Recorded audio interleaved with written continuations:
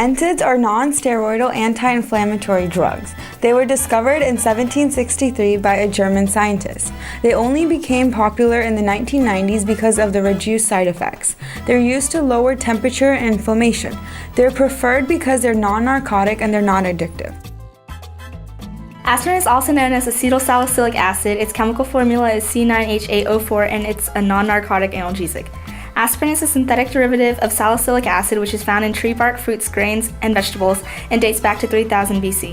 In 1899, aspirin was founded by Felix Hoffmann, and in 1900 it was patented by German pharmaceutical company Bayer. And in 1915, aspirin was available to the general public in tablet form for the first time. Mice were used as a model system to test the effects of aspirin on aging. The survival curve of the male mice shifted to the right, meaning they tended to live longer when put on a low-dose aspirin regimen. That's good.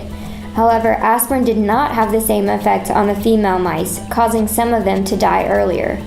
There is still hope that humans placed on a low-dose aspirin regimen will show positive results in extending longevity. So how does aspirin actually accomplish all of these things?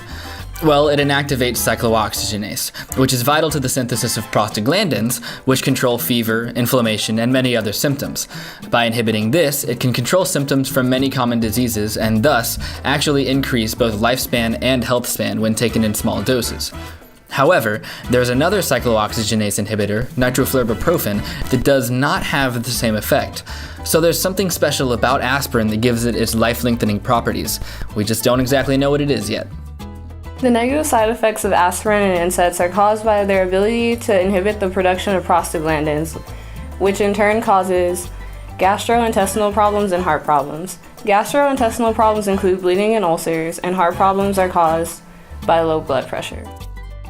Some short-term positive side effects of aspirin include reducing inflammation, relieves pain, reduces fever, and lessens the effect of heart attack when taken at the first sign of a heart attack.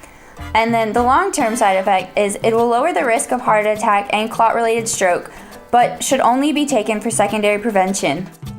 Aspirin is known to reduce the frequency of colorectal cancer. Tests were done to find the connection between this medication and its anti-proliferative effects on cancer cells. One test added NSAIDs to cells in vitro, while another test added NSAIDs on different strains of rats.